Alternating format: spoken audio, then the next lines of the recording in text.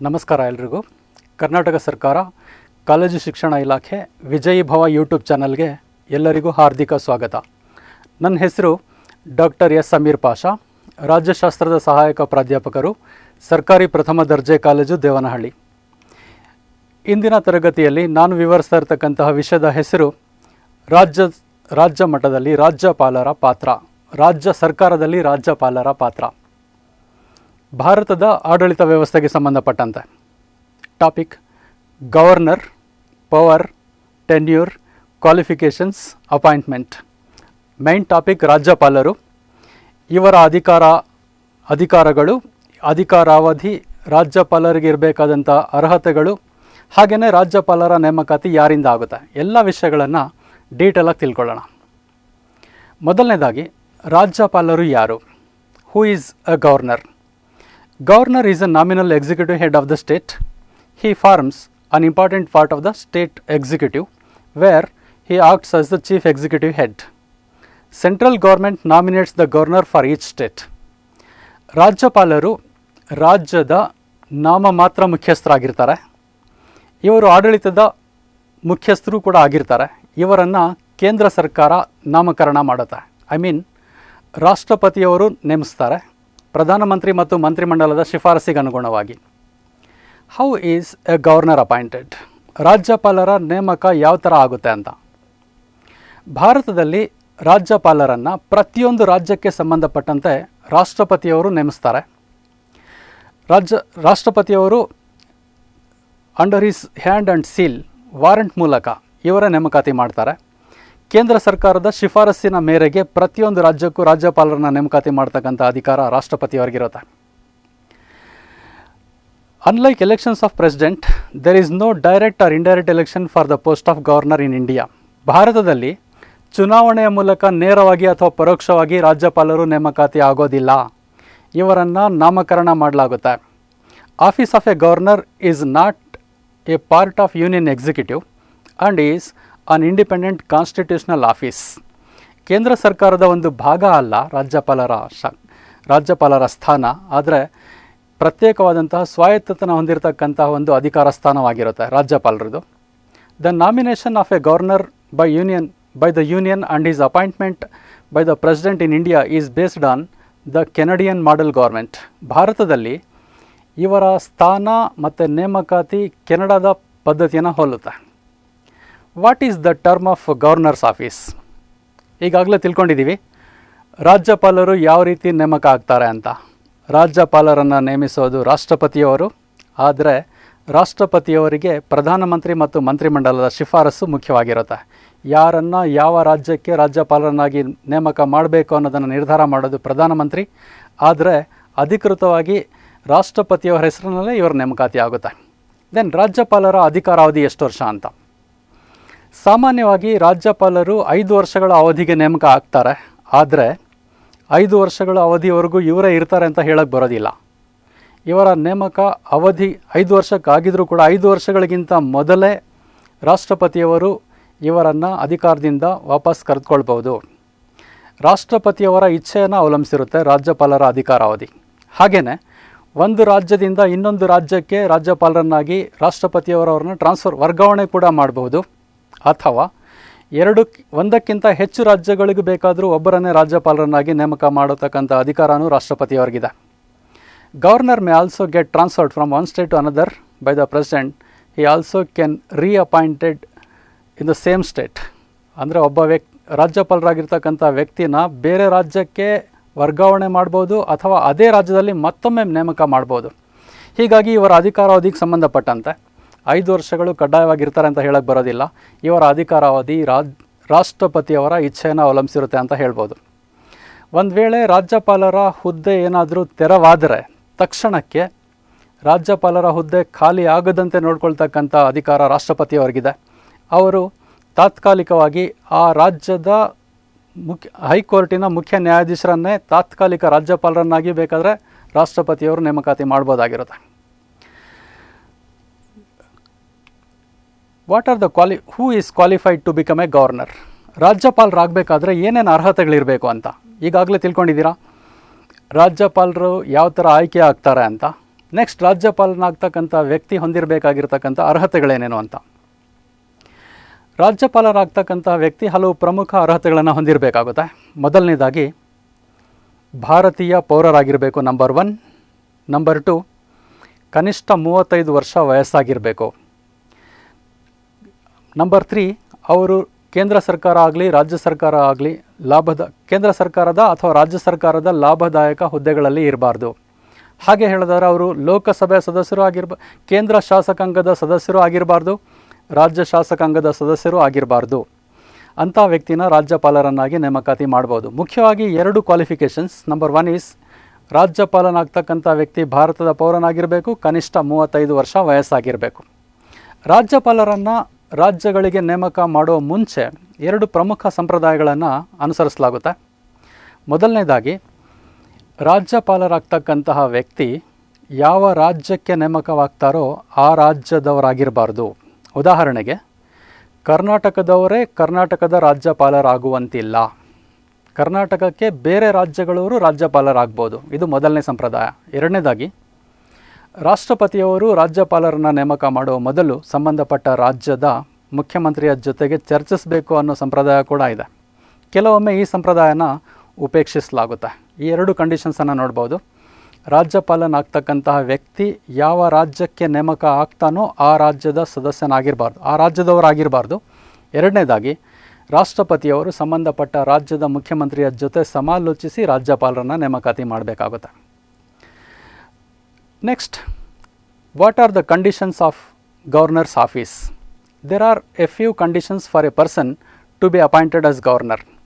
He cannot be a member of Lok Sabha and Rajya Sabha. Lok Sabha ಅಥವಾ ರಾಜ್ಯಸಭೆಯ ಸದಸ್ಯನಾಗಿರಬಾರ್ದು, ಆಗಲೇ ಹೇಳಿದೆ.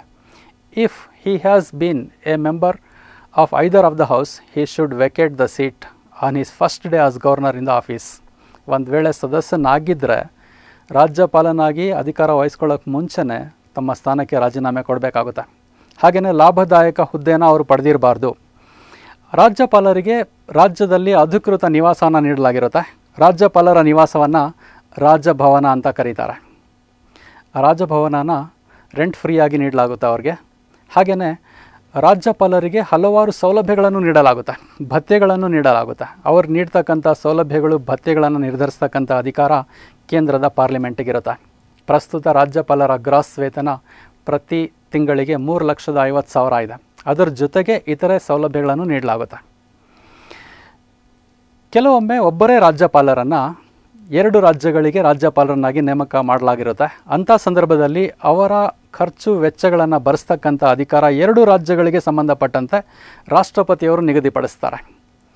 ನೆಕ್ಸ್ಟ್, ರಾಜ್ಯಪಾಲರಿಗೆ ನಿಗದಿ ಮಾಡಿದಂತಹ ವೇತನ ಸೌಲಭ್ಯಗಳನ್ನು ಅವರಿಗೆ ಅನಾನುಕೂಲ ಆಗುವಂತೆ ಯಾವುದೇ ಸಂದರ್ಭದಲ್ಲಿ ಪಾರ್ಲಿಮೆಂಟ್ ಕಡಿಮೆ ಮಾಡೋಂಗಿಲ್ಲ, ಅವರ ವೇತನ ಸೌಲಭ್ಯಗಳನ್ನು ಕಡಿತ ಮಾಡೋಂಗಿಲ್ಲ. ಹಾಗೆಯೇ ರಾಜ್ಯಪಾಲರ ವಿರುದ್ಧ ಯಾವುದೇ ಕ್ರಿಮಿನಲ್ ಮೊಕದ್ದಮೆಗಳನ್ನು ಹೂಡುವಂತಿಲ್ಲ, ಯಾವುದೇ ಸಾಕ್ಷಿಗಳಿಗೆ ಸಂಬಂಧಪಟ್ಟಂತೆ, ಯಾವುದೇ ವಿಚಾರಗಳಿಗೆ ಸಂಬಂಧಪಟ್ಟಂತೆ ಸಾಕ್ಷಿ ಹೇಳುವಂತಿಲ್ಲ. ಆದರೆ ಸಿವಿಲ್ ಪ್ರಕರಣಗಳಿಗೆ ಸಂಬಂಧಪಟ್ಟಂತೆ ವಿಚಾರಣೆ ನಡೆಸ್ಬೋದು. ವಿಚಾರಣೆ ನಡೆಸಬೇಕಾದ್ರೆ 2 ತಿಂಗಳ ಮುಂಚೆ ಅವರಿಗೆ ನೋಟಿಸ್ ಕೊಡಬೇಕಾಗುತ್ತೆ. What are the powers and functions of governor? ರಾಜ್ಯಪಾಲರು ನಿರ್ವಹಿಸ್ತಕ್ಕಂತಹ ಪ್ರಮುಖ ಅಧಿಕಾರ ಕಾರ್ಯಗಳೇನು ಅಂತ ಈ ಹಿಂದೆ ಈಗಾಗಲೇ ನಾವು ತಿಳ್ಕೊಂಡಿರೋದು. ರಾಜ್ಯಪಾಲರ ನೇಮಕ ಹೇಗಾಗುತ್ತೆ, ನಂಬರ್ 1, ಅವರಿಗೆ ಇರಬೇಕಾದ ಅರ್ಹತೆಗಳು, ನಂಬರ್ 2, ನೆಕ್ಸ್ಟ್ ಅವರ ಅಧಿಕಾರಾವಧಿ ಮತ್ತು ಸೌಲಭ್ಯಗಳು. ಇದಾದ ನಂತರ ಪ್ರಮುಖ ಘಟ್ಟ, ರಾಜ್ಯದ ಮುಖ್ಯಸ್ಥರಾಗಿ ರಾಜ್ಯಪಾಲರು ನಿರ್ವಹಿಸ್ತಕ್ಕಂತಹ ಪ್ರಮುಖ ಕಾರ್ಯಗಳು ಯಾವುದ್ಯಾವುದು ಅಂತ. ಅವರ ಕಾರ್ಯಗಳನ್ನು ಹಲವಾರು ಶೀರ್ಷಿಕೆಗಳಲ್ಲಿ ವಿಭಾಗಿಸ್ಬೋದು. ಮೊದಲನೇದಾಗಿ ಕಾರ್ಯಾಂಗದ ಅಥವಾ ಆಡಳಿತಾತ್ಮಕ ಕಾರ್ಯಗಳು, number 1. Executive powers of the governor. Every executive action that the state government takes is to be taken in his name. That means ರಾಜ್ಯದ ಆಡಳಿತ ರಾಜ್ಯಪಾಲರ ಹೆಸರಿನಲ್ಲಿ ನಡೆಯುತ್ತೆ. ಯಾಕೆಂದರೆ ಆಡಳಿತಾತ್ಮಕ ಮುಖ್ಯಸ್ಥರು ರಾಜ್ಯಪಾಲರಾಗಿರೋದ್ರಿಂದಲೇ ರಾಜ್ಯದ ಆಡಳಿತ ರಾಜ್ಯಪಾಲರ ಹೆಸರಲ್ಲೇ ನಡೆಯುತ್ತೆ. ಹಾಗೆಯೇ how an order that has been taken up in his name is to be authenticated. The rules for the same can be specified by the governor. ಅಂದರೆ ಸರ್ಕಾರದ ನಿರ್ಧಾರಗಳು ಜಾರಿಗೆ ಬರಬೇಕಾದ್ರೆ ರಾಜ್ಯಪಾಲರ ಹೆಸರಿನಲ್ಲೇ ಜಾರಿಗೆ ಬರುತ್ತೆ, ಊರ್ಜಿತವಾಗುತ್ತೆ. ಅವರ ಸಹಿ ಪಡ್ಕೊಂಡ್ಮೇಲೇ ಅದಕ್ಕೆ ಊರ್ಜಿತತೆ ಸಿಗುತ್ತೆ. ಹಾಗೆಯೇ ಮುಖ್ಯಮಂತ್ರಿ ಮತ್ತು ಇತರೆ ಮಂತ್ರಿಗಳನ್ನು ನೇಮಕ ಮಾಡ್ತಕ್ಕಂಥ ಅಧಿಕಾರ ರಾಜ್ಯಪಾಲರಿಗಿದೆ. ರಾಜ್ಯ ಸರ್ಕಾರದ ಮುಖ್ಯಸ್ಥರಾದಂತಹ ಮುಖ್ಯಮಂತ್ರಿ ಹಾಗೆಯೇ ಆತನ ಶಿಫಾರಸ್ಸಿನ ಮೇರೆಗೆ ಮಂತ್ರಿಗಳನ್ನು ನೇಮಕ ಮಾಡ್ತಕ್ಕಂಥ ಅಧಿಕಾರ ರಾಜ್ಯಪಾಲರಿಗಿರುತ್ತೆ. ರಾಜ್ಯಪಾಲರು ಇಷ್ಟ ಬಂದ ವ್ಯಕ್ತಿನ ಮುಖ್ಯಮಂತ್ರಿಯನ್ನಾಗಿ ನೇಮಕ ಮಾಡೋದಕ್ಕಾಗೋದಿಲ್ಲ. ಆದರೆ ಸಾರ್ವತ್ರಿಕ ಚುನಾವಣೆ ಆದಮೇಲೆ ಗೆದ್ದಂತಹ ಪಕ್ಷದ ನಾಯಕನನ್ನೇ ಮುಖ್ಯಮಂತ್ರಿಯನ್ನಾಗಿ ಆಯ್ಕೆ ಮಾಡ್ತಾರೆ ರಾಜ್ಯಪಾಲರು. ಯಾವುದೇ ಪಕ್ಷಕ್ಕೆ ಬಹುಮತ ಬರದೇ ಇದ್ದರೆ ಸ್ವಂತ ವಿವೇಚನೆನ ಬಳಸಿ ಅತಿ ಹೆಚ್ಚು ಮತಗಳನ್ನು ಪಡೆದಿರತಕ್ಕಂತಹ ಪಕ್ಷದ ನಾಯಕನನ್ನು ಮುಖ್ಯಮಂತ್ರಿಯನ್ನಾಗಿ ಮಾಡಿ ಅವರಿಗೆ ಸಮಯ ಕೊಡ್ತಾರೆ ತಮ್ಮ ಬಹುಮತನ ಸಾಬೀತುಪಡಿಸೋದಕ್ಕೋಸ್ಕರ. ಈ ಸಂದರ್ಭಗಳಲ್ಲಿ ರಾಜ್ಯಪಾಲರು ತಮ್ಮ ವಿವೇಚನಾಧಿಕಾರನ ಬಳಸ್ತಾರೆ. ಹಾಗೆಯೇ ಉತ್ತರ ಭಾರತದ ಕೆಲವು ರಾಜ್ಯಗಳಿಗೆ ಸಂಬಂಧಪಟ್ಟಂತೆ, ಮುಖ್ಯವಾಗಿ ಛತ್ತೀಸ್ಗಢ, ಜಾರ್ಖಂಡ್, ಮಧ್ಯಪ್ರದೇಶ್ ಮತ್ತು ಒಡಿಶಾ, ಈ ರಾಜ್ಯಗಳಲ್ಲಿ ಬುಡಕಟ್ಟು ಅಭಿವೃದ್ಧಿ ಸಚಿವರನ್ನು, ಬುಡಕಟ್ಟು ಕಲ್ಯಾಣ ಸಚಿವರನ್ನು ನೇಮಕ ಮಾಡ್ತಕ್ಕಂಥ ಅಧಿಕಾರ ರಾಜ್ಯಪಾಲರಿಗಿದೆ. ಹಾಗೆಯೇ ರಾಜ್ಯದ ಅಡ್ವೊಕೇಟ್ ಜನರಲ್ರವ್ರನ್ನ ನೇಮಕ ಮಾಡ್ತಕ್ಕಂಥ ಅಧಿಕಾರ ರಾಜ್ಯಪಾಲರಿಗಿದೆ. He appoints the advocate general of states and determines the remuneration. Advocate general ಅವರ ವೇತನಕ್ಕೆ ಸಂಬಂಧಪಟ್ಟಂತೆ ತೀರ್ಮಾನ ತೆಗೆದುಕೊಳ್ತಕ್ಕಂಥ ಅಧಿಕಾರನೂ ಇವರಿಗಿದೆ. ಅಷ್ಟೇ ಅಲ್ಲದೆ ರಾಜ್ಯದ ಪ್ರಮುಖ ಹುದ್ದೆಗಳನ್ನು ಇವರೇ ನೇಮಕಾತಿ ಮಾಡ್ತಾರೆ. ಅವರಲ್ಲಿ ಮುಖ್ಯವಾಗಿ ಸ್ಟೇಟ್ ಎಲೆಕ್ಷನ್ ಕಮಿಷನರ್, ರಾಜ್ಯದ ಚುನಾವಣಾ ಆಯುಕ್ತರು, ಹಾಗೆಯೇ chairman and members of state public service commission, ರಾಜ್ಯ ಲೋಕ ಸೇವಾ ಆಯೋಗದ ಅಧ್ಯಕ್ಷರು ಮತ್ತು ಸದಸ್ಯರನ್ನು ನೇಮಕಾತಿ ಮಾಡೋದು ರಾಜ್ಯಪಾಲರೇ. ಹಾಗೆಯೇ ರಾಜ್ಯದ ಎಲ್ಲ ವಿಶ್ವವಿದ್ಯಾಲಯಗಳ ಉಪಕುಲಪತಿಗಳನ್ನು ಕೂಡ ರಾಜ್ಯಪಾಲರು ನೇಮಕ ಮಾಡ್ತಾರೆ. ರಾಜ್ಯಪಾಲರೇ ರಾಜ್ಯದ ಎಲ್ಲ ವಿಶ್ವವಿದ್ಯಾಲಯಗಳ ಕುಲಪತಿಗಳು ಕೂಡ ಆಗಿರ್ತಾರೆ.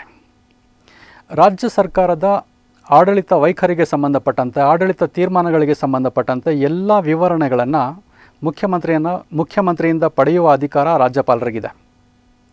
ಹಾಗೆಯೇ ರಾಜ್ಯದಲ್ಲಿ ಒಂದು ವೇಳೆ ಸಂವಿಧಾನಾತ್ಮಕವಾಗಿ ಸರ್ಕಾರ ಬಿಕ್ಕಟ್ಟನ್ನು ಎದುರಿಸಿದರೆ, ಸರ್ಕಾರ ತನ್ನ ಬಹುಮತನ ಕಳ್ಕೊಂಡ್ರೆ, ವಿಧಾನಸಭೆ ಮುಖ್ಯಮಂತ್ರಿ ಮತ್ತು ಮಂತ್ರಿಮಂಡಲದ ವಿರುದ್ಧ ಅವಿಶ್ವಾಸ ಗೊತ್ತುವಳಿಯನ್ನು ಪಾಸ್ ಮಾಡಿದ್ರೆ 356ನೇ ವಿಧಿಯ ಪ್ರಕಾರ ರಾಜ್ಯದಲ್ಲಿ ರಾಷ್ಟ್ರಪತಿ ಆಡಳಿತ ವಿಧಿಸೋದಕ್ಕೋಸ್ಕರ ರಾಜ್ಯಪಾಲರೇ ರಾಷ್ಟ್ರಪತಿಗೆ ಶಿಫಾರಸನ್ನು ಮಾಡ್ತಾರೆ. ಸೊ ಇಷ್ಟು ಸಂಬಂಧಪಟ್ಟಂತೆ ಆಡಳಿತ ಕಾರ್ಯಗಳಿಗೆ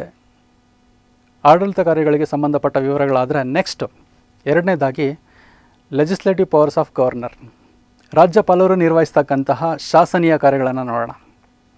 ರಾಜ್ಯಪಾಲರು ರಾಜ್ಯ ಶಾಸಕಾಂಗದ ಅವಿಭಾಜ್ಯ ಅಂಗ ಆಗಿರ್ತಾರೆ.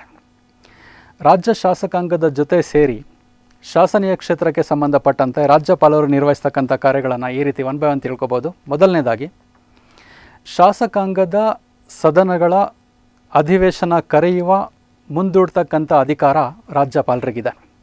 ಆದರೆ ಇದಕ್ಕೆ ಮುಖ್ಯಮಂತ್ರಿಯವರ ಶಿಫಾರಸು ಅಗತ್ಯ ಇರುತ್ತೆ. ಆನಂತರ ಪ್ರತಿ ವರ್ಷ ವಿಧಾನಮಂಡಲದ ಜಂಟಿ ಅಧಿವೇಶನವನ್ನು ಉದ್ದೇಶಿಸಿ ಭಾಷಣ ಮಾಡೋ ಅಧಿಕಾರ 2 ಸದನಗಳಿದ್ದಾಗ, ಕೆಲವು ರಾಜ್ಯಗಳಲ್ಲಿ ಒಂದೇ ಸದನ ಇರೋದ್ರಿಂದ ಆ ಸದನದ ಪ್ರಥಮ ವಾರ್ಷಿಕ ಅಧಿವೇಶನವನ್ನು ಉದ್ದೇಶಿಸಿ ಭಾಷಣ ಮಾಡ್ತಕ್ಕಂಥ ಅಧಿಕಾರ ರಾಜ್ಯಪಾಲರಿಗಿದೆ. ನೆಕ್ಸ್ಟ್, ರಾಜ್ಯದ ವಿಧಾನಮಂಡಲದ 2 ಸದನಗಳಿಗೆ ಮಸೂದೆಗಳಿಗೆ ಸಂಬಂಧಪಟ್ಟಂತೆ ಕಾಲಕಾಲಕ್ಕೆ ಸಂದೇಶಗಳನ್ನು ಕೊಡ್ತಕ್ಕಂಥ ಅಧಿಕಾರನೂ ಇವ್ರಿಗಿದೆ. ಹಾಗೆಯೇ ವಿಧಾನಮಂಡಲದಲ್ಲಿ ಪಾಸಾದ ಮಸೂದೆಗೆ ಸಹಿ ಮಾಡೋ ಅಧಿಕಾರ ಇವರಿಗಿದೆ. ವಿಧಾನಮಂಡಲದ 2 ಸದನಗಳಲ್ಲಿ ಪಾಸಾದ ಮಸೂದೆ ರಾಜ್ಯಪಾಲರ ಹತ್ರ ಬರುತ್ತೆ. ರಾಜ್ಯಪಾಲರು ಅದನ್ನು ಪರಿಶೀಲಿಸಿ ಸಹಿ ಮಾಡ್ತಾರೆ. ಸಹಿ ಮಾಡಿದ ಮೇಲೆ ಮಸೂದೆ ಕಾನೂನಾಗುತ್ತೆ. ಸಹಿ ಮಾಡಲೇಬೇಕು ಅನ್ನೋ ನಿಯಮ ಇಲ್ಲ. ಒಂದು ವೇಳೆ ಮಸೂದೆ ಸಂವಿಧಾನಕ್ಕೆ ವಿರುದ್ಧವಾಗಿದ್ದರೆ ಅಥವಾ ಬಹುಸಂಖ್ಯಾತ ಜನರಿಗೆ ಇಷ್ಟ ಆಗದೇ ಇದ್ದರೆ, ರಾಷ್ಟ್ರದ ಭದ್ರತೆಗೆ ಧಕ್ಕೆಯನ್ನು ಒದಗಿಸುತ್ತೆ ಅಂತ ರಾಜ್ಯಪಾಲರಿಗೆ ಗೊತ್ತಾದರೆ ಅವರು ಸಹಿ ಮಾಡದೆ ಅದನ್ನು ವಾಪಸ್ ಕಳಿಸ್ಬೋದು ವಿಧಾನಮಂಡಲದ ಸದನಗಳಿಗೆ. ಮತ್ತೊಮ್ಮೆ ಅದೇ ಮಸೂದೆ ಪಾಸಾಗಿ ಬಂದಾಗ ಇವರು ಅದನ್ನು ರಾಷ್ಟ್ರಪತಿಯವ್ರಿಗೂ ಕೂಡ ತಲುಪಿಸ್ಬೋದು. ರಾಷ್ಟ್ರಪತಿಯವರಿಗೆ ಆ ಮಸೂದೆಯನ್ನು ಕಳಿಸ್ಬೋದು. ಆ ಅಧಿಕಾರನೂ ಕೂಡ ಇವರಿಗಿರುತ್ತೆ. If any bill is pending in the legislature, governor may not send a bill to the state legislature concerning the same. Next, ಒಂದು ವೇಳೆ ರಾಜ್ಯ ವಿಧಾನಸಭೆಯ ಸಭಾಧ್ಯಕ್ಷರು ಗೈರು ಹಾಜರಾಗಿದ್ದರೆ, ಹಾಗೆಯೇ ಉಪಸಭಾಧ್ಯಕ್ಷರು ಕೂಡ ಗೈರು ಹಾಜರಾಗಿದ್ದರೆ, ರಾಜ್ಯಪಾಲರು ಒಬ್ಬ ಹಿರಿಯ ಸದಸ್ಯರನ್ನು ಸಭಾಧ್ಯಕ್ಷರನ್ನಾಗಿ ತಾತ್ಕಾಲಿಕವಾಗಿ ನೇಮಕ ಮಾಡ್ತಕ್ಕಂಥ ಅಧಿಕಾರನೂ ಇವರಿಗಿದೆ. ಹಾಗೆಯೇ ವಿಧಾನ ಪರಿಷತ್ತಿಗೆ, ರಾಜ್ಯ ಶಾಸಕಾಂಗದ ಮೇಲ್ಮನೆಯಾದ ವಿಧಾನ ಪರಿಷತ್ತಿಗೆ ಅದರ ಒಟ್ಟು ಸದಸ್ಯರ 1/6 ಸದಸ್ಯರನ್ನು ನಾಮಕರಣ ಮಾಡೋ ಅಧಿಕಾರ ಹೊಂದಿದೆ.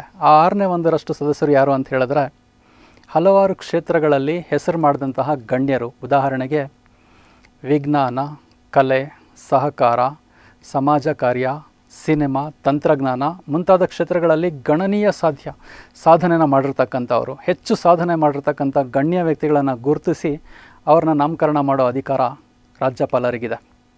ಹಾಗೆಯೇ ರಾಜ್ಯಪಾಲರು ಸಂಬಂಧಪಟ್ಟ ರಾಜ್ಯದ ಕೆಳಮನೆಯಲ್ಲಿ ಆಂಗ್ಲೋ ಇಂಡಿಯನ್ ಸಮುದಾಯಕ್ಕೆ ಸೇರಿದಂತಹ ವ್ಯಕ್ತಿಗಳಿಗೆ ಪ್ರಾತಿನಿಧ್ಯ ಸಿಕ್ಕಿಲ್ಲ ಅಂತ ಅನಿಸಿದ್ರೆ, ಒಂದು ವೇಳೆ ಆ ರಾಜ್ಯದಲ್ಲಿ ಹೆಚ್ಚಿನ ಸಂಖ್ಯೆ ಆಂಗ್ಲೋ ಇಂಡಿಯನ್ ಸಮುದಾಯ ವಾಸಿಸುತ್ತಿದ್ದು ಅವರ ಸಮುದಾಯಕ್ಕೆ ಪ್ರಾತಿನಿಧ್ಯ ಸಿಗಲಿಲ್ಲ ಅಂತ ಅನಿಸಿದ್ರೆ, ರಾಜ್ಯಪಾಲರು ಒಬ್ಬ ವ್ಯಕ್ತಿಯನ್ನು ಕೆಳಮನೆಗೆ ನಾಮಕರಣ ಮಾಡೋ ಅಧಿಕಾರನೂ ಕೂಡ ಹೊಂದಿದ್ದಾರೆ. ಇದ್ರ ಜೊತೆಗೆ he can consult election commission for the disqualification of members. ಕೆಲವು MLAಗಳು ಸ್ಥಾನಕ್ಕೆ ಸಂಬಂಧಪಟ್ಟಂತೆ ಅವ್ರ ಚುನಾವಣೆಯಲ್ಲಿ ಆಯ್ಕೆಯಾಗುವಾಗ ಏನಾದರೂ ಅವ್ಯವಹಾರಗಳನ್ನು ನಡೆಸಿದ್ದಾರೆ ಅಥವಾ ಅವರ ವಿರುದ್ಧ ಏನಾದರೂ ದೂರುಗಳು ಬಂದರೆ ವಿಚಾರಣೆ ಮಾಡೋ ಅಧಿಕಾರನೂ ಇವರಿಗಿದೆ. ಹಾಗೆಯೇ ರಾಜ್ಯಪಾಲರ ಹತ್ರ ಬಂದ ಮಸೂದೆಗೆ ಸಹಿ ಮಾಡೋ ಮೊದಲು ಒಂದು ವೇಳೆ ಇವರು ಸಹಿ ಮಾಡ್ಬೋದು ಮಸೂದೆಗೆ, ಅಥವಾ ಅದನ್ನು ತಡೆ ಹಿಡಿಬೋದು, ಅಥವಾ ವಾಪಸ್ ಕಳಿಸ್ಬೋದು, ಅಥವಾ ರಾಷ್ಟ್ರಪತಿಯವರೆಗೂ ಕೂಡ ಅವರ ಅವಗಾಹನೆಗೆ ಕಳಿಸ್ತಕ್ಕಂಥ ಅಧಿಕಾರ ಇವರಿಗಿರುತ್ತೆ. When provisions mentioned in the bill violates the constitution, such time he can refer the bill to the President. When provisions mentioned in the bill oppose directive principles of state policy, such time also he can withhold the bill. When provisions mentioned in the bill hinders the larger interests of the country, then also he can delay the bill. When provisions mentioned in the bill concern to the national importance, such time also he can refer the same bill to the President. When provisions mentioned in the bill mention acquisition of property that is dealt with Article 31A in the Constitution, such time also he can delay the bill. ಹಾಗೆಯೇ ವಿಧಾನಮಂಡಲ ಅಧಿವೇಶನದಲ್ಲಿ ಇಲ್ಲದೇ ಇದ್ದಾಗ ತುರ್ತು ಅಗತ್ಯಗಳಿಗೆ ಅನುಗುಣವಾಗಿ ವಿಶೇಷ ಕಾನೂನುಗಳನ್ನು ರೂಪಿಸ್ತಕ್ಕಂಥ ಅಧಿಕಾರ ರಾಜ್ಯಪಾಲರಿಗಿದೆ. ಅದನ್ನು ಆಧ್ಯಾದೇಶ, ಆರ್ಡಿನೆನ್ಸ್ ಅಂತ ಕರೀತಾರೆ, ಅಥವಾ ಸುಗ್ರೀವಾಜ್ಞೆ ಅಂತ ಕರೀತಾರೆ. ವಿಧಾನಮಂಡಲದ ಎರಡೂ ಸದನಗಳು ಅಧಿವೇಶನದಲ್ಲಿ ಇಲ್ಲದೇ ಇದ್ದಾಗ ಅಗತ್ಯ ಪರಿಸ್ಥಿತಿಗೆ ಅನುಗುಣವಾಗಿ ಕಾನೂನು ಮಾಡಬೇಕಾಗಿ ಬಂದರೆ, ತುರ್ತು ಪರಿಸ್ಥಿತಿ ಬಂದರೆ, ವಿಶೇಷ ಪರಿಸ್ಥಿತಿ ಬಂದರೆ, ಆ ಪರಿಸ್ಥಿತಿಯನ್ನು ನಿಭಾಯಿಸೋದಕ್ಕೋಸ್ಕರ ಆರ್ಡಿನೆನ್ಸನ್ನು, ದಟ್ ಮೀನ್ಸ್ ಅಧ್ಯಾದೇಶಗಳನ್ನು ಹೊರಡಿಸ್ತಕ್ಕಂಥ ಅಧಿಕಾರ ರಾಜ್ಯಪಾಲರಿಗಿದೆ. ಈ ಅಧ್ಯಾದೇಶ ಕಾನೂನಿನಷ್ಟೇ ಮಹತ್ವ ಪಡೆದಿರುತ್ತೆ. ಆದರೆ ಈ ಅಧ್ಯಾದೇಶಕ್ಕೆ ವಿಧಾನಮಂಡಲ 6 ವಾರಗಳ ಒಳಗಡೆ ಒಪ್ಪಿಗೆನ ಕೊಡಬೇಕಾಗುತ್ತೆ. ಇಲ್ಲದೆ ಹೋದರೆ ಆ ಅಧ್ಯಾದೇಶ ಅಲ್ಲಿಗೆ ಸ್ಟಾಪ್ ಆಗುತ್ತೆ. The following reports are laid by him: State Finance Commission, State Public Service Commission, Controller and Auditor General concerning the State Finance.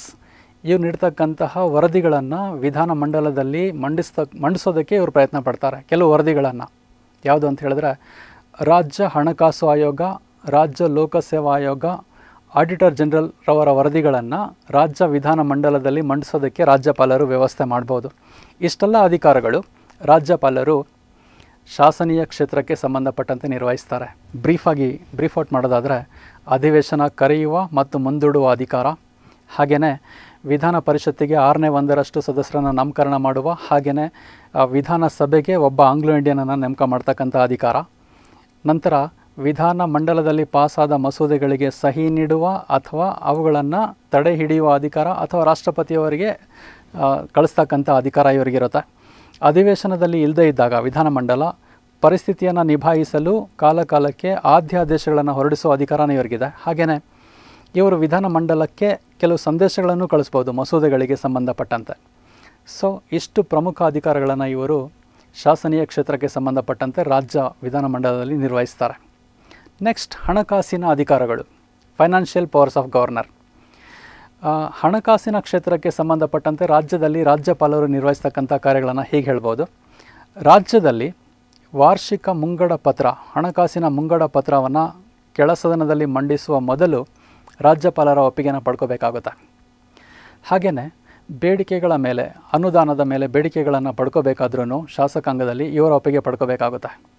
ರಾಜ್ಯದ ಸಂಚಿತ ನಿಧಿ ಇವರ ನಿಯಂತ್ರಣದಲ್ಲಿರುತ್ತೆ. ಸಂಚಿತ ನಿಧಿಯಲ್ಲಿರ್ತಕ್ಕಂಥ ಹಣನ ವಿಶೇಷ ಪರಿಸ್ಥಿತಿಗಳಲ್ಲಿ ಉಪಯೋಗಿಸಬೇಕಾದ್ರೆ ಇವರ ಅನುಮತಿ ಪಡಿಬೇಕಾಗುತ್ತೆ. ಹಾಗೆ ರಾಜ್ಯದ ಹಣಕಾಸು ಆಯೋಗ 5 ವರ್ಷಕ್ಕೊಮ್ಮೆ ಇವರೇ ಅದನ್ನು ಅಸ್ತಿತ್ವಕ್ಕೆ ತರ್ತಾರೆ. State finance commission is constituted every 5 years by him. ಇಷ್ಟು ಅಧಿಕಾರಗಳು ಇವರು ಹಣಕಾಸಿನ ಕ್ಷೇತ್ರಕ್ಕೆ ಸಂಬಂಧಪಟ್ಟಂತೆ ನಿರ್ವಹಿಸಿದ್ರೆ, ನಂತರ ನ್ಯಾಯಿಕ ಕ್ಷೇತ್ರಕ್ಕೆ ಸಂಬಂಧಪಟ್ಟಂತೆ, ನ್ಯಾಯಾಂಗಕ್ಕೆ ಸಂಬಂಧಪಟ್ಟಂತೆ ಇವರು ನಿರ್ವಹಿಸ್ತಕ್ಕಂಥ ಅಧಿಕಾರಗಳೇನಿದೆ ಅಂತ ಜುಡಿಷಿಯಲ್ ಪವರ್ಸ್ ಆಫ್ ಗವರ್ನರ್.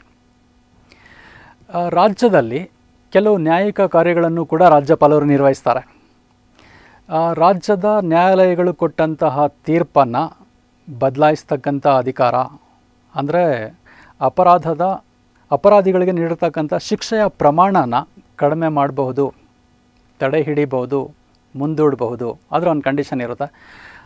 ಈ ಅಪರಾಧ ಪ್ರಕರಣಗಳು ರಾಜ್ಯ ಕಾರ್ಯಾಂಗದ ವ್ಯಾಪ್ತಿಗೆ ಸಂಬಂಧಪಟ್ಟಿರ್ತಕ್ಕಂಥದ್ದು ಮಾತ್ರ ಇವರು ಅಂಥ ಅಪರಾಧಿಗಳಿಗೆ ನೀಡಿರ್ತಕ್ಕಂಥ ಶಿಕ್ಷೆಯ ಪ್ರಮಾಣನ ಕಡಿಮೆ ಮಾಡ್ಬೋದು ಅಥವಾ ತಡೆ ಹಿಡಿಬೋದು, ಸಂಪೂರ್ಣ ಕ್ಷಮಾದಾನ ನೀಡಬಹುದು.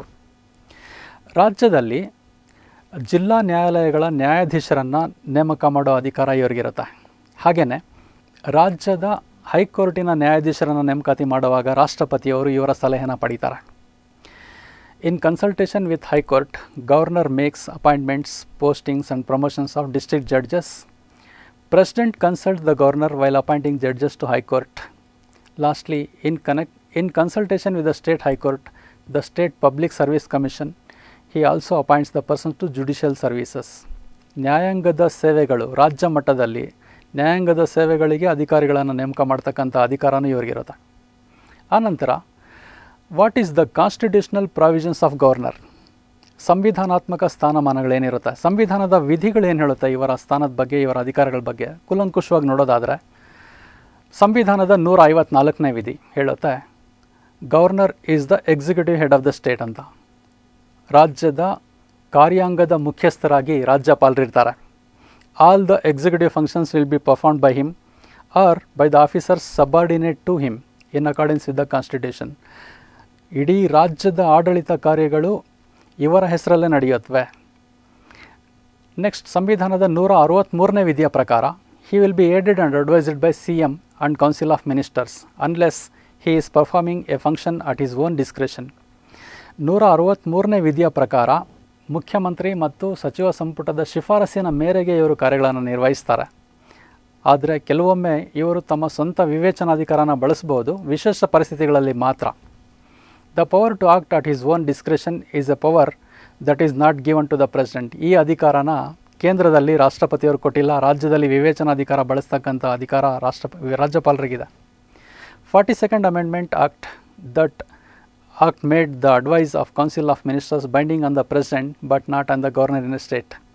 42ನೇ ತಿದ್ದುಪಡಿ ಪ್ರಕಾರ ಕೇಂದ್ರ ಸಚಿವ ಸಂಪುಟದ ಶಿಫಾರಸನ್ನು ಒಪ್ಕೊಳ್ಳೇಬೇಕು ರಾಷ್ಟ್ರಪತಿ ಅನ್ನೋ ನಿರ್ಬಂಧ ಇದೆ. ಆದರೆ ರಾಜ್ಯದಲ್ಲಿ ರಾಜ್ಯಪಾಲರಿಗೆ ಇಂಥ ನಿರ್ಬಂಧ ಏನಿಲ್ಲ.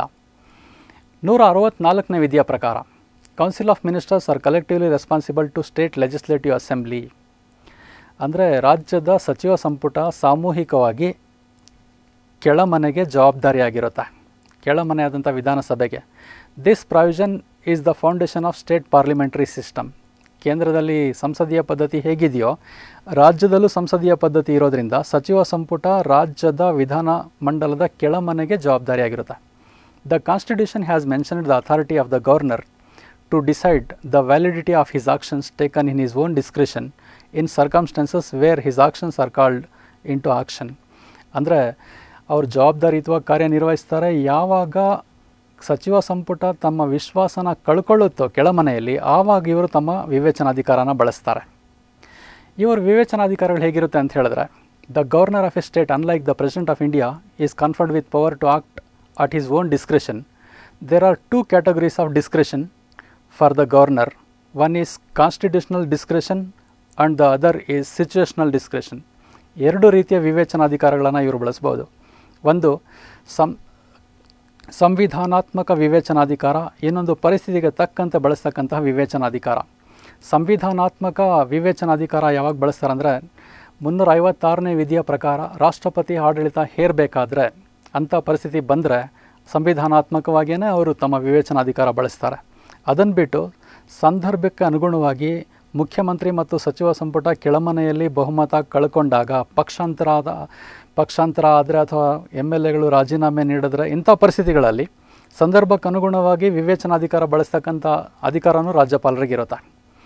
ಸೊ ಇದಾದ ನಂತರ ರಾಜ್ಯಪಾಲರಿಗೆ ಸಂಬಂಧಪಟ್ಟಂತೆ ಸಂವಿಧಾನದ ಕೆಲವು ಪ್ರಮುಖ ವಿಧಿಗಳೇನಿರುತ್ತೆ ಅನ್ನೋದನ್ನು ತಿಳ್ಕೊಳ್ಳೋದಾದರೆ 153ನೇ ವಿಧಿ ಗವರ್ನರ್ಸ್ ಆಫ್ ಸ್ಟೇಟ್ ಬಗ್ಗೆ ತಿಳಿಸುತ್ತೆ. ರಾಜ್ಯಗಳ ರಾಜ್ಯಪಾಲರ ಬಗ್ಗೆ ತಿಳಿಸುತ್ತೆ 153ನೇ ವಿಧಿ. 155ನೇ ವಿಧಿ ರಾಜ್ಯಪಾಲರ ನೇಮಕಕ್ಕೆ ಸಂಬಂಧಪಟ್ಟಿರುತ್ತೆ. ಅವ್ರನ್ನ ನೇಮಕಾತಿ ಹೇಗೆ ಮಾಡ್ತಾರೆ ಅಂತ ಈಗಾಗಲೇ ಹೇಳಿದ್ದೀನಿ. ಅವ್ರನ್ನ ನೇಮಕಾತಿ ಮಾಡೋದು ರಾಷ್ಟ್ರಪತಿಯವರು. ಪ್ರಧಾನಮಂತ್ರಿ ಮತ್ತು ಮಂತ್ರಿಮಂಡಲದ ಶಿಫಾರಸ್ಸಿನ ಮೇರೆಗೆ ಸಂಬಂಧಪಟ್ಟ ರಾಜ್ಯಕ್ಕೆ ರಾಜ್ಯಪಾಲರನ್ನು ಅವ್ರು ನೇಮಕಾತಿ ಮಾಡ್ತಾರೆ. 156ನೇ ವಿಧಿಯ ಪ್ರಕಾರ ರಾಜ್ಯಪಾಲರ ಅಧಿಕಾರಾವಧಿಗೆ ಸಂಬಂಧಪಟ್ಟಿದೆ. ಅಂದರೆ ಅವರ ಅಧಿಕಾರಾವಧಿ ರಾಷ್ಟ್ರಪತಿಯವರ ಇಚ್ಛೆಯನ್ನು ಅವಲಂಬಿಸಿರುತ್ತೆ. ಕಡ್ಡಾಯ ಏನಲ್ಲ, 5 ವರ್ಷ ಪೂರ್ಣ ಪ್ರಮಾಣದಲ್ಲಿ ಇರ್ತಾರೆ ಅಂತ ಹೇಳೋಕ್ಕೆ ಬರೋದಿಲ್ಲ. ರಾಷ್ಟ್ರಪತಿಯವರು ಎಲ್ಲಿವರೆಗೂ ಬಯಸ್ತಾರೋ ಅಲ್ಲಿವರೆಗೂ ರಾಜ್ಯಪಾಲರು ಅಧಿಕಾರದಲ್ಲಿರ್ತಾರೆ. 157ನೇ ವಿಧಿ ರಾಜ್ಯಪಾಲರಾಗ್ತಕ್ಕಂಥ ವ್ಯಕ್ತಿಗೆ ಇರಬೇಕಾದ ಅರ್ಹತೆಗಳ ಬಗ್ಗೆ ತಿಳಿಸುತ್ತೆ. 158ನೇ ವಿಧಿ ರಾಜ್ಯಪಾಲರ ಕಚೇರಿಗೆ ಸಂಬಂಧಪಟ್ಟಿರುತ್ತೆ, ಕಂಡೀಷನ್ಸ್ ಆಫ್ ಗವರ್ನರ್ಸ್ ಆಫೀಸ್. 160ನೇ ವಿಧಿ discharge of functions of the governor in certain contingencies, ಅದಕ್ಕೆ ಸಂಬಂಧಪಟ್ಟಿರುತ್ತೆ. 161ನೇ ವಿಧಿ power of governor to grant pardons and others, ಕ್ಷಮಾದಾನ ನೀಡ್ತಕ್ಕಂತಹ ಅಧಿಕಾರಕ್ಕೆ ಸಂಬಂಧಪಟ್ಟಿರುತ್ತೆ. 161ನೇ ವಿಧಿ ಹೈಕೋರ್ಟ್ ನೀಡಿದಂಥ ರಾಜ್ಯ ಮಟ್ಟದ ನ್ಯಾಯಾಲಯಗಳು ಕೊಟ್ಟಂತಹ ತೀರ್ಮಾನಗಳು ಅಥವಾ ಶಿಕ್ಷೆಯ ಪ್ರಮಾಣಕ್ಕೆ ಸಂಬಂಧಪಟ್ಟಂತೆ ಕ್ಷಮಾದಾನ ನೀಡ್ಬೋದು, ಬದಲಾಯಿಸ್ಬೋದು ಅಥವಾ ತಡೆ ಹಿಡಿತಕ್ಕಂಥ ಅಧಿಕಾರ 161ನೇ ವಿಧಿಯ ಪ್ರಕಾರ. 175ನೇ ವಿಧಿ ಪ್ರಕಾರ right of the governor to address and send messages to the house or houses of the state legislature. ಅಂದರೆ ವಿಧಾನಮಂಡಲದ ಉಭಯ ಸದನಗಳನ್ನು ಉದ್ದೇಶಿಸಿ ಭಾಷಣ ಮಾಡೋದು, ಹಾಗೆಯೇ ವಿಧಾನಮಂಡಲದ 2 ಸದನಗಳಿಗೆ ಸಂದೇಶಗಳನ್ನು ಕೊಡತಕ್ಕಂಥ ಅಧಿಕಾರ. 2 ಸದನಗಳಿದ್ದಾಗ, ಒಂದೇ ಸದನ ಕೆಳಮನೆ ಇದ್ದಾಗ ಕೆಳ ಸದನದ ವಾರ್ಷಿಕ ಪ್ರಥಮ ಅಧಿವೇಶನದಲ್ಲಿ ಉದ್ದೇಶಿಸಿ ಭಾಷಣ ಮಾಡೋದು, ಆ ಸದನಕ್ಕೆ ಮಸೂದೆಗಳಿಗೆ ಸಂಬಂಧಪಟ್ಟಂತೆ ತೀರ್ಮಾನಗಳನ್ನು ತೆಗೆದುಕೊಳ್ಳೋದಕ್ಕೆ ಸಂಬಂಧಪಟ್ಟಂತೆ ಸಂದೇಶಗಳನ್ನು ಕಳಿಸ್ತಕ್ಕಂಥ ಅಧಿಕಾರ. ನೆಕ್ಸ್ಟ್ 176ನೇ ವಿಧಿಯ ಪ್ರಕಾರ special address by the governor, ವಿಶೇಷ ರೀತಿಯಲ್ಲಿ ಆ ಸದನಗಳಲ್ಲಿ ಭಾಷಣ ಮಾಡ್ತಕ್ಕಂಥ ಅಧಿಕಾರ ಇವರಿಗಿರುತ್ತೆ. 201ನೇ ವಿಧಿಯ ಪ್ರಕಾರ ಸದನದಲ್ಲಿ ಪಾಸಾದ ಮಸೂದೆಗಳನ್ನು ಕಾಯ್ದಿರಿಸುವ ಅಧಿಕಾರ, ರಾಷ್ಟ್ರಪತಿಯವರಿಗೆ ಕಳಿಸಲು ಕಾಯ್ದಿರಿಸ್ತಕ್ಕಂಥ ಅಧಿಕಾರ. ಸದನದಲ್ಲಿ ಪಾಸಾಗಿರುತ್ತೆ 2 ಸದನಗಳಲ್ಲಿ, ಆದರೆ ಆ ಮಸೂದೆ ಪಾಸಾಗಬೇಕಾದ್ರೆ ಗವರ್ನರ್ ಸೈನ್ ಮಾಡಬೇಕು. ಸೈನ್ ಮಾಡೋಕ್ಕೆ ಅವ್ರಿಗೆ ಇಷ್ಟ ಇರೋದಿಲ್ಲ, ಯಾಕೆಂದರೆ ಆ ಸಂವಿಧಾನನ ಉಲ್ಲಂಘಿಸಿರ್ಬೋದು, ರಾಷ್ಟ್ರೀಯ ಭದ್ರತೆಗೆ ವಿರುದ್ಧವಾಗಿರ್ಬೋದು ಅಂತ ಅನಿಸಿದ್ರೆ ಆ ಮಸೂದೆನ ರಾಷ್ಟ್ರಪತಿಯವರಿಗೆ ರೆಫರ್ ಮಾಡ್ಬೋದು ಅವರು. ನೆಕ್ಸ್ಟ್ 213ನೇ ವಿಧಿಯ ಪ್ರಕಾರ ಪವರ್ ಆಫ್ ಗವರ್ನರ್ ಟು ಪ್ರೊಮಲ್ಗೇಟ್ ಆರ್ಡಿನೆನ್ಸಸ್, ರಾಜ್ಯದಲ್ಲಿ ವಿಶೇಷ ಪರಿಸ್ಥಿತಿಗಳನ್ನು ನಿಭಾಯಿಸಲು ಆದ್ಯಾದೇಶಗಳು ಅಥವಾ ಸುಗ್ರೀವಾಜ್ಞೆಗಳನ್ನು ಹೊರಡಿಸ್ತಕ್ಕಂಥ ಅಧಿಕಾರ. ಈ ಸುಗ್ರೀವಾಜ್ಞೆ ಹೊರಡಿಸೋದು ಯಾವಾಗ ಅಂತ ಹೇಳಿದ್ರೆ ವಿಧಾನಮಂಡಲದ ಅಧಿವೇಶನ ಇಲ್ಲದೇ ಇದ್ದಾಗ, ತುರ್ತು ಅಗತ್ಯ ಬಿದ್ದರೆ ಕಾನೂನು ಮಾಡಲೇಬೇಕಂತ ಆ ಟೈಮಲ್ಲಿ ರಾಜ್ಯಪಾಲರು ಸುಗ್ರೀವಾಜ್ಞೆ ಅಥವಾ ಆದ್ಯಾದೇಶಗಳನ್ನು ಹೊರಡಿಸ್ಬೋದು. ಇದಕ್ಕೆ ಸಂಬಂಧಪಟ್ಟಂತೆ 213ನೇ ವಿಧಿ ತಿಳಿಸುತ್ತೆ. 217ನೇ ವಿಧಿಯ ಪ್ರಕಾರ governor being consulted by the president in the matter of the appointment of the judges of high courts. 217ನೇ ವಿಧಿ ತಿಳಿಸುತ್ತೆ ಹೈಕೋರ್ಟ್ಗೆ ನ್ಯಾಯಾಧೀಶರನ್ನು ನೇಮಕಾತಿ ಮಾಡುವಾಗ ರಾಷ್ಟ್ರಪತಿಯವರು ಇವರ ಜೊತೆ ಸಮಾಲೋಚನೆ ನಡೆಸಬೇಕು ಅಂಥೇಳಿ. 233ನೇ ವಿಧಿಯ ಪ್ರಕಾರ appointment of district judges by the governor, ರಾಜ್ಯದ ಜಿಲ್ಲಾ ನ್ಯಾಯಾಲಯಗಳ ನ್ಯಾಯಾಧೀಶರನ್ನು ನೇಮಕಾತಿ ಮಾಡೋದಕ್ಕೆ ಸಂಬಂಧಪಟ್ಟಂತೆ 233ನೇ ವಿಧಿ ತಿಳಿಸುತ್ತೆ. 234ನೇ ವಿಧಿಯ ಪ್ರಕಾರ appointments of persons other than district judges to the judicial service of the state by the governor, ರಾಜ್ಯದ ನ್ಯಾಯಾಂಗ ಸೇವೆಗೆ ಅಧಿಕಾರಿಗಳನ್ನು ನೇಮಕ ಮಾಡೋದಕ್ಕೆ ಸಂಬಂಧಪಟ್ಟಂತೆ ಸಂವಿಧಾನದ 234ನೇ ವಿಧಿ ತಿಳಿಸುತ್ತೆ. ಸೊ ಇಷ್ಟು ವಿವರಗಳನ್ನು ರಾಜ್ಯಪಾಲರಿಗೆ ಸಂಬಂಧಪಟ್ಟಂತೆ ವಿವರಿಸಬೇಕಾಗುತ್ತೆ. ಸ್ಪರ್ಧಾತ್ಮಕ ಪರೀಕ್ಷೆಗಳಲ್ಲಿ ಕೇಂದ್ರ ಲೋಕಸೇವಾ ಆಯೋಗ ನಡೆಸ್ತಕ್ಕಂಥ ಪರೀಕ್ಷೆ ಆಗಿರ್ಬೋದು ಅಥವಾ ರಾಜ್ಯ ಲೋಕಸೇವಾ ಆಯೋಗ ನಡೆಸ್ತಕ್ಕಂಥ ಪರೀಕ್ಷೆ ಆಗಿರ್ಬೋದು, KEA ಮೂಲಕ ನಡೀತಕ್ಕಂತಹ ಸ್ಪರ್ಧಾತ್ಮಕ ಪರೀಕ್ಷೆಗಳಾಗಿರ್ಬೋದು, ಒಂದು ವಿಷಯನ ಕೇಳಿದಾಗ ಪೂರ್ತಿ ಡೀಟೇಲಾಗಿ ಬರೀಬೇಕಾಗುತ್ತೆ, ಸಂವಿಧಾನದ ವಿಧಿಗಳ ಸಮೇತ ವಿವರಿಸಬೇಕಾಗುತ್ತೆ. ಸೊ ರಾಜ್ಯಪಾಲರ ಬಗ್ಗೆ ಸಂಪೂರ್ಣ ವಿವರಗಳನ್ನು ಈ ವಿಡಿಯೋ ಮೂಲಕ ತಿಳಿಸಿದ್ದೀನಿ. ಇದುವರೆಗೂ ನನ್ನ ವಿಡಿಯೋನ ನೋಡಿದ್ದಕ್ಕೋಸ್ಕರ ತಮಗೆಲ್ಲರಿಗೂ ಧನ್ಯವಾದಗಳು. ನಮಸ್ಕಾರ.